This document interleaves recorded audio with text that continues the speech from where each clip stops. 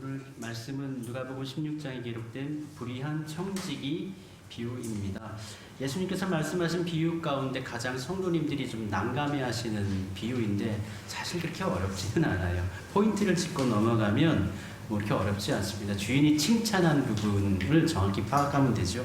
주인이 칭찬한 것은 불의함이 아니라, 불의한 청지기의 불의함이 아니라 그의 미래를 대비하는 모습, 미래를 대비하는 지혜를 칭찬한 것입니다. 비유의 내용은 이렇습니다. 어떤 부자에게 청지기가 있었는데 주인의 재산을 그가 낭비한다는 소리를 듣게 됩니다. 그래서 주인이 청지기를 불러서 내가 보던 일을 계산해봐라. 잘못된 거 있으면 한수하겠다. 그리고 앞으로 직무 일 할 수 없게 하겠다. 이렇게 엄포를 놓았지요. 이렇게 불의가 드러나고 해고가 결정되자 청지기는 고민하게 됩니다. 아이고, 내가 몸이 약해가지고 농사 짓자니까 너무 힘들 것 같고 빌어먹자니 너무 부끄러워서 할 수도 없을 것 같고 그거 어떻게 할까 하다가 지금 가지고 있는, 아직 이 사람이 해고되진 않았으니까 지금 가지고 있는 고난을 가지고 이제 주인이 대여했던 사람들 불러가지고 당신들 얼마 빚졌어? 얼마 빚졌어? 일일이 다 많은 사람들을 다 만났겠죠. 그 중에 두 사람이 기록되어져 있는데 한 사람은 기름 50말을 빚진 사람이에요. 근데 사실은 원래 100이었죠. 왜냐하면 적을 때 100으로 적은 거예요.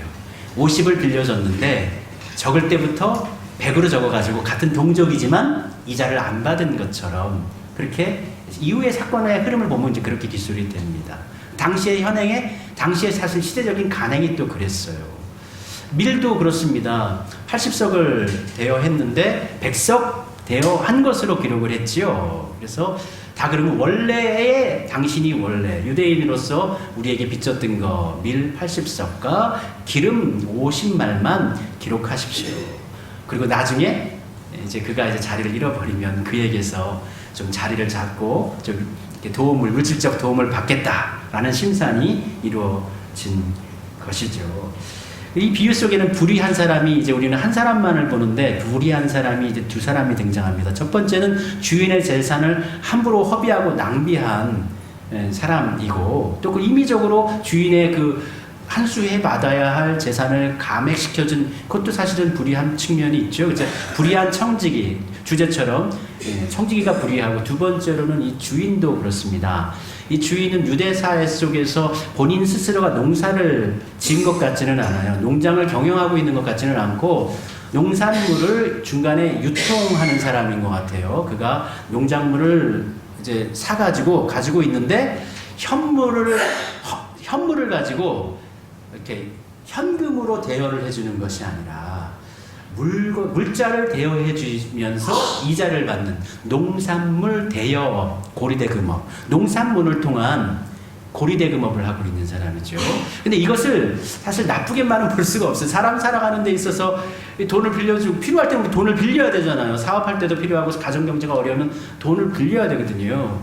그런데 너무 고리로 받으면, 너무 높은 이율로 받으면 그거 안 되거든요. 특별히 동족에게서는 좀 이해관계가 있으니까 좀 더 낮춰주고 이해해주는 측면이 좀 있었어야 되는데, 당시 로마 사회였잖아요. 로마는요, 전 세계적으로 도량, 그러니까 길이 다 열려져 있어요. 수출입하기 가장 좋은 시대였던 거예요. 해상 통로도 원활했습니다. 그러니까 국제무역이 아주 활발했단 말이에요. 그러니까 내가 사업을 하려면 돈이 있어야 되는데 돈이 없잖아요. 그럼 돈을 대여해가지고 사업을 해요. 지난주에 말씀드린 것처럼 이렇게 대여해서, 무역을 위해서, 사업을 위해서 대여할 때는 같은 동족이라도 당연히 이자를 내야 되는 거예요. 이자를 내지 않는다는 건 정말 헐벗은 사람들, 아무것도 없어, 먹을 거 없는 사람들, 오늘 일용할 양식 구하는 사람들한테만 그렇게 공짜로 줘라, 이렇게 얘기하는 것이죠. 근데 오늘 본문 말씀 가운데 좀 높은 이자를 받았어요. 밀하고 기름하고 좀 가격 차이가 커요. 밀은 25%, 80석을 빌렸는데 100석이니까 25% 이율을 받았고, 기름 같은 경우에는 50말을 빌려줬는데 100말을 50%가 100%죠. 100% 이자를 받았단 말이에요. 요거는 이제 우리 기름을 짜려면, 요즘에는 기름을 짜는 게 얼마나 쉽습니까? 기름이 그냥 기계를 통해서 그냥 막 누르면 막 나오잖아요. 근데 예전에는 이 맷돌 돌리고 뭐 송아지 돌려갖고 하는데, 그런다고 해도 이게 기름이 잘 나옵니까? 그러니까 기름이 아주 귀했던 거예요. 가치가 높기 때문에 이 이자율이 상당히 높았던데 아무리 높아도 그렇지 100%를 받는 건 좀 심하잖아요. 예. 이와 같이 불의한 사람이 두 사람, 그러니까 주인도 불의했고 청지기도 사실 불의한 사람이었다라는 것입니다. 500데나리온, 그러니까 삭감받은 기름 50말과 밀 20석은 돈으로 환산하면 둘 다 500데나리온이라고 합니다. 그러니까 1데나리온이 우리 하루 품삯이잖아요. 10만원, 15만원, 20만원 뭐 이렇게 친다고 치면 10만원으로 간단하게 계산한다 치면 이제 500이니까 이제 뭐 얼마가 되나? 500만원이 되는 건가요? 예. 예, 그렇게 됩니다. 500만원 더 되나? 500이니까 5천만 원이 돼요. 그죠? 그런가요? 예. 하여튼간에 이 500데나리온, 500일을 일해야지만 일할 수 있는, 거의 16개월을 일해야만 갚을 수 있는 귀한 큰 돈을 삭감받게 된 것이죠. 주인이 이렇게 재산을 증식하는 데 있어서 생략되어져 있지만 불의한 방법으로 이렇게 재산을 모았기 때문에 예수님께서도 9절과 11절에 보면 그 재물에 대해서 불의의 재물, 불의한 재물이라고 이렇게 표현을 해주고 있어요. 그러니까 바른 어떤 건실하게, 건강하게, 정직하게 이렇게 모았다기보다도 소득이 조금 경건하지 못한 소득이다라는 것이죠. 근데 이 비유는 누구에게 말씀해 주신 거냐면 1절에 나와 있어요. 또한 제자들에게 이르시되. 이 비유의 말씀은 누구에게요? 예수님을 따르던 12 제자들에게, 또는 그 곁에 있던 예수님의 제자들에게. 그러니까 이거는 직접적으로 우리 성도들에게 해주시는 비유의 말씀, 우리에게 들려주시는 비유의 말씀인 것입니다. 물론 이건 제자들에게 얘기하다가 마지막에 갑자기 이제 바리새인들이 이 비유를 듣고 난 다음에 이거 말도 안 되는 비유를 얘기하고 있네 하면서 비웃어요. 그러니까 예수님께서 포인트를 바꿔가지고 이제 바리새인들에게 이야기하시는 것으로 결론을 좀 맺고 있기는 합니다. 이 청지기는 불의한 자였고 중간에서 이윤을 착복하고 있었습니다. 그래서 본문 6절과 또 8절까지 보면 말하되 기름 100마리니이다 이르되 여기 내 증서를 가지고 빨리 앉아 50이라 쓰라 하고 또 다른 얘기 이르되 너는 얼마나 빚졌느냐 이르되 밀 100석이니이다 이르되 여기 내 증서를 가지고 80이라 쓰라 했는데 결과적으로 주인의 소득을 손해시켰는데 주인이 말합니다. 8절에 주인이 이 옳지 않은 청지기가 이를 지혜 있게 하였으므로 칭찬하였으니, 칭찬한 사람은 누구예요? 예수님이 칭찬한 것이 아니고 주인이 칭찬한 거예요. 근데 어떤 걸 칭찬한 거예요? 본인에게 손해가 되게 했는데 손해 난 것을 칭찬한 것이 아니라 이를 지혜롭게 한 것. 어떤 거요? 자신의 미래를 위해서 안배를 한 것을 칭찬한 것입니다. 방법이 매우 지혜로웠다는 것이죠. 무턱대고 아무렇게나 기름 100말, 50말 이렇게 고치게 한 것이 아니라 원래의 이자 포함하지 않은 원래 가격 그대로 100석이 아니라 뭐 80석으로 뭐 100말이 아니라 50말로 그렇게 해기시키면서 그 사람들도 살려주고 그리고 또 본인도 스스로 살림받고. 그는 불의한 자였으나 그 지혜는 사람을 살리는 것이 되었죠. 빚진 자에게는 이자의 무게를 줄여주었고 청지기 자신에게는 그 자신의 이후의 삶을 보장받게 하였습니다. 그러니까 오늘날에도요, 사업을 하거나 인간관계를 가질 때에 저 사람 참 일은 참 악하게 하는데, 일은 참 질서 있지 못하게 하는데 다른 사람에게 해를 끼치는데 그런데 참 똑똑하게 일한다. 이렇게 평가할 수 있는 사람들 있잖아요. 자, 근데 이득은 잘 내네. 뭐 이렇게 칭찬할 수 있지 않습니까? 그와 같은 것입니다. 그러니까 칭찬의 대상은 그 불의한 청지기의 정직성이나 성실성이나 진실성, 이걸 칭찬한 것이 아니에요. 칭찬한 것은 무엇입니까? 그의 신속한 판단 능력, 미래 대처 능력과 결단, 요거를 칭찬하신 거예요. 예수님은 저 청지기의 부정을 본받아라 이렇게 말씀하신 것이 아니라 저 정도로 미래를 이 세상 사람들이 자신의 이익을 위해서는 저렇게 지혜롭게 살아가는데 예수님의 제자들, 하나님의 제자들은 이 세상 사람들보다 지혜롭지 못하다. 그들은 저렇게 자신의 이익을 위해서 저렇게 열심히 노력하는데 이 빛의 제자들은, 빛의 사람들은 왜 그와 같이 저 사람은 자신의 미래를 위해서, 노후를 위해서 저렇게 준비를 하는데 왜 하나님의 자녀들은 하나님 나라 기업을 위해서, 자신의 이후의 삶을 위해서, 나중에 하나님 나라에서 하나님 만날 때 그때를 위해서 왜 그가 그렇게 노력하는 것처럼 너희 제자들은 그렇게 하지 않느냐, 이렇게 묻고 계시는 것이지요. 그러면서 저가 재물을 통해서, 불의한 재물을 통해서 사람을 살리고 결국 이제 교제하면서 그를 살리며 그를 친구로 만들었는데요. 친구를 만들면서 자신을 살린 것이죠. 그래서 예수님께서 불의한 재물로 유익한 것이 있는데 그가 한 것처럼 불의한 재물이라 할지라도 친구를 만드는 것이 가장 쓰임 바에 있어서 가장 효율이 높은 일이 무엇이냐? 할 수 있는 것이 무엇이냐? 친구를 만드는 것, 사귀는 것이 불의한 재물을 통해서 사용하는 것으로 가장 유익한 일이다라고 이야기하십니다. 왜 그럴까요? 왜 그럴까요? 본문 말씀 9절에 보면 그리하면 그 재물이 없어질 때에, 그 재물이 이제 소용되어진 것이죠. 그때에 그들이 너희를 영주할 처소로 영접하리라.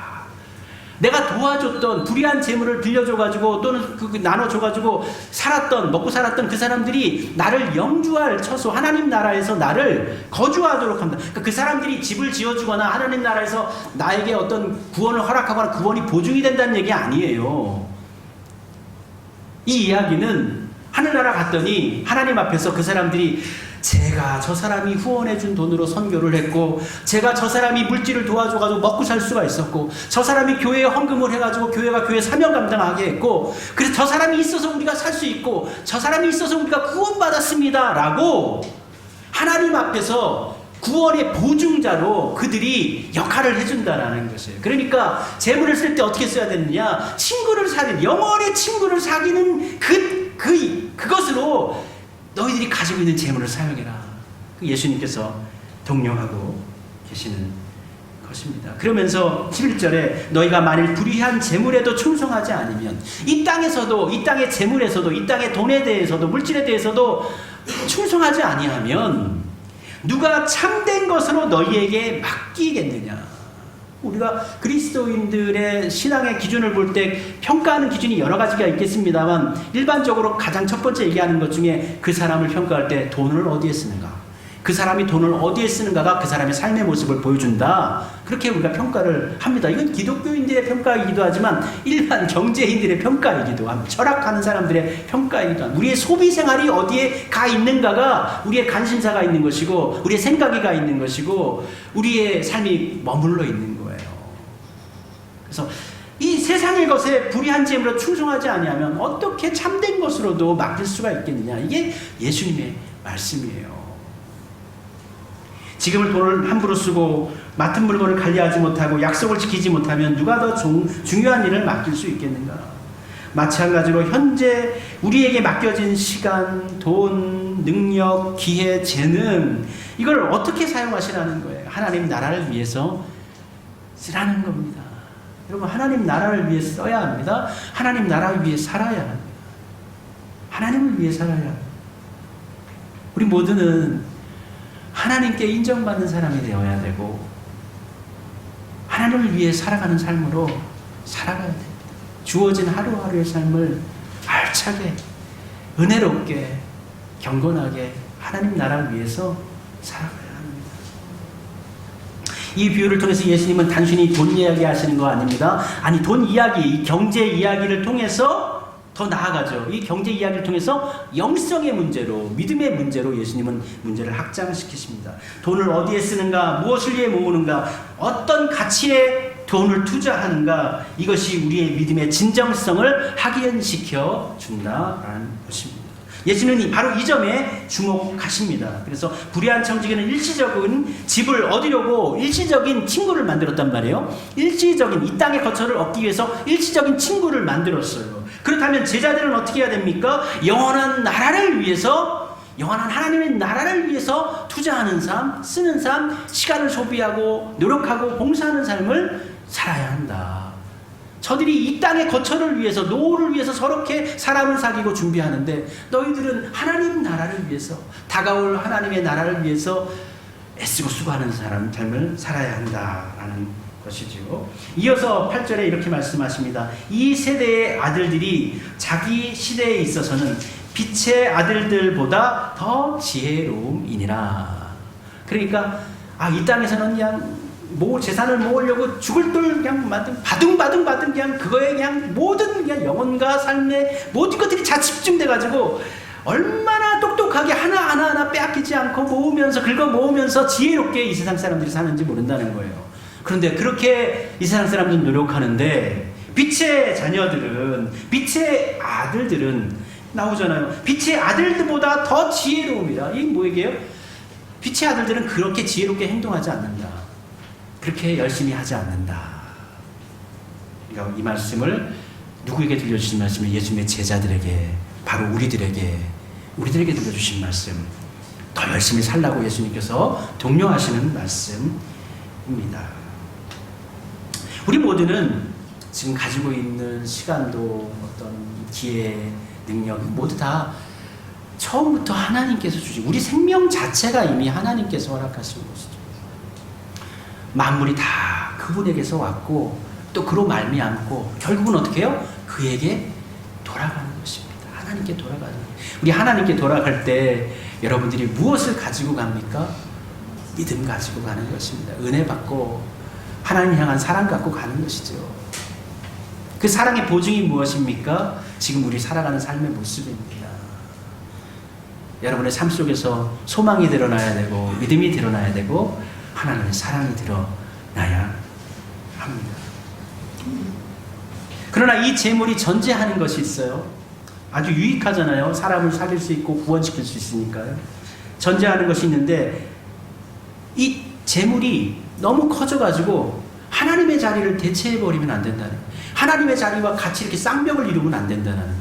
재물은 하나님 아래에 있는 거예요. 하나님이 저 위, 우리의 목적은 하나님이에요. 재물은 그냥 수단이에요. 수단. 13절을 보면 너희는 하나님과 재물을 겸하여 섬길 수 없느니라 이렇게 말씀하고 있죠. 재물이 하나님이 되면 아니에요. 안 돼요. 하나님이 하나님 되셔야 됩니다. 재물이 목적이 되면 안 됩니다. 우리 인생에 재물을 목적으로 살아가면 안 됩니다. 하나님의 사명을 목적으로 살아가야 합니다.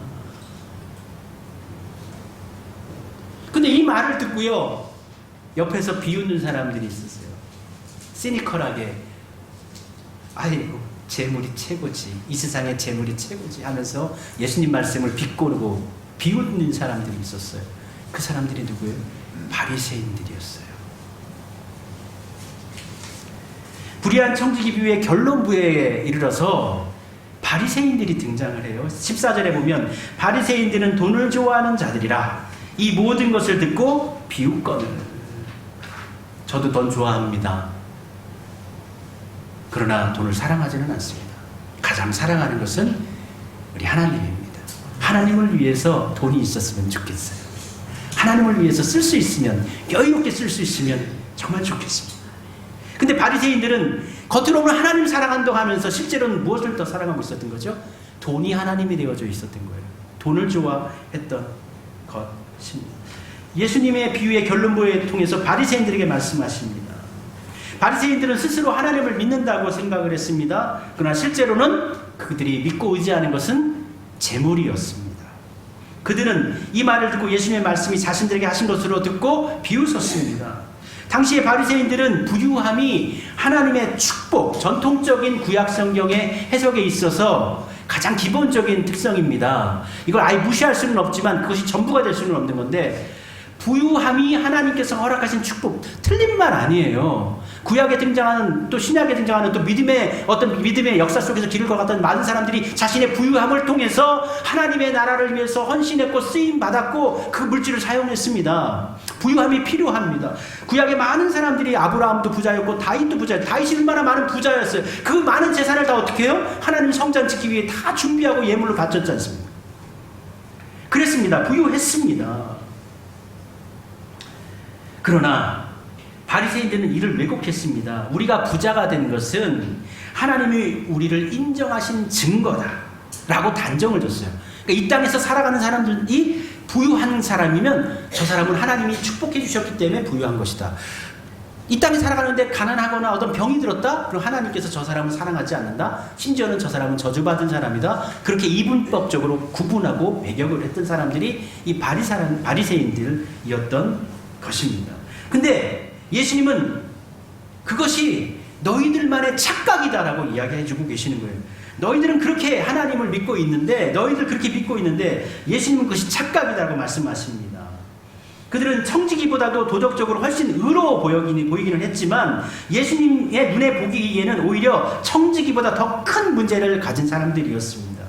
청지기는 적어도 다가올 결산을 준비했습니다. 하지만 바리새인들은 하나님 앞에서의 최종 결산을 전혀 준비하지 않은 채 오직 재물이 최선이었고 자신이 가지고 있는 자신이 의롭다고 생각하는 자신들의 의를 가장 좋은 것으로 여겼어요. 하나님께서 의도하시고 인정하실 만한 의가 아니라 자신들이 생각하는 율법의 의를 가장 의로운 것으로 여겼어요. 준비되지 않았다라는 것입니다. 15절에 말씀하십니다. 예수님께서 말씀하십니다. 예수께서 이르시되 너희는 사람 앞에서 스스로 옳다 하는 자들이나 너희 마음을 하나님께서 아시나니 사람 중에 높임을 받는 그것은 하나님 앞에 미움을 받는 것이니라. 참 조심해요. 참 무서운 말씀이에요. 사람들에게 높임을 받는 것은 하나님 앞에서 미움을 받는 것이니라. 야, 정말 무서운 말씀이에요. 오늘 우리 임직 선거하지만 교회에 뭐 임직 되신 우리 뭐 장로님 되시고 권사님 되시고 안수집사님 되신다고 해서 이거 높아지는 거 아닙니다. 우리 주의해야 돼요. 특별히 목사님들 정말 주의해야 돼요. 목사님들은 집중을 받잖아요. 높임을 받잖아요. 근데 이 말씀 그대로 대입해 보세요. 높임을 받는 것은 하나님께 어떤 거예요? 미움을 받는 것이 될 수 있다는 거예요. 중심이 잡혀져 있지 않으면 큰일 나는 겁니다. 목사님이어도 하늘나라에서 배제될 수가 있는 거고 하나님 나라에서 미움당할 수도 있는 거예요. 정말 조심조심해. 정말 말씀을 기이하게 그리고 깊이 있게 무게감 있게 이 말씀을 받아야 합니다. 바리새인들이 비웃은 직후 예수님은 이어서 바로 16장, 제가 어저께 16장 말씀 좀 읽어보시라고 했는데 이후에 나오는 비유가 또 있어요. 그 비유가 뭐죠? 부자와 나사로 비유예요. 그 비유는 누구에게 들려주신 말씀이에요? 바리새인들에게 들려주시는 말씀이에요. 부자는 뭐 율법적으로 잘못한 거 없어요. 하나님께서 축복해 주신 사람이에요. 아주 부를 누리고 떵떵거리고 잘 살아요. 율법적으로 잘못된 게 없어요. 그런데 그가 어떻게 했어요? 하늘나라 갔을 때 어떻게 됐어요? 하늘나라 못 갔어요. 하늘나라에 궁창이 가려져 있고 그 아래 어떻게 해요? 음부에 떨어져 버렸어요. 그래가지고 갈구하잖아요. 아이고 저 나사로 거지였던 나사로한테 물 한 모금 입술 손에다가 한번 적셔가지고 제 입술에 한번 떨어주세요. 얼마나 괴로우면, 얼마나 힘겨우면. 지금 부자는 하나님의 축복을 받아가지고 이 땅에서 잘 산다고 바리새인들은 부자가 된 것은 하나님의 축복받은 사람이라고 믿고 있는데 본인들은 하늘나라 갈 거라고 하나님께서도 이 땅에서도 축복해 주시고 하늘나라에서도 축복해 주실 것이라고 바리새인들은 믿고 있는데 이 부자가 어떻게 됐어요? 지옥 떨어져 버렸어요.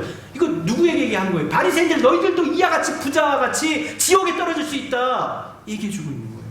그런데 나사로 그 부자 집 앞에서 어떻게 해요? 상처 긁고 먹을 거 없고 개들이 와서 뭐 이렇게 핥고 그렇게 아무것도 없던 그 나사로 어떻게 됐어요? 아브라함의 품에 안겨서 위로를 받는다. 그러니까 이 바리새인들이 갖고 있는 이거 지금 잘못됐다고 예수님이 얘기해 주시는 것입니다. 나사로는 가난하고 버림받은 것처럼 보였지만 하나님 나라에서 위로를 받는다. 지금 이 땅 가운데서 하나님 나라를 위해서 우리의 가진 역량과 능력과 시간을 허송하지 않고 복되게 살아가시는 그분들이 바로 나사로와 같이 하나님 품에 안기시는 분들인 줄로 믿습니다. 우리 모두는 하나님으로부터 부여받은 힘과 지혜와 재물 등 이런 것들을 마치 나의 것인 마냥, 나만의 것인 것 마냥, 아니 그러한 모든 것들을 통해서 벌어들인 모든 수익이나 그러한 것들이 내 능력으로 인하여서 내가 지혜롭고 내가 뛰어나서 얻은 것처럼 그렇게 생각하고 살아가고 있는데, 의대로 살아가고 있는데, 아니에요. 이 세상의 모든 것들은 다 은혜입니다. 은혜예요.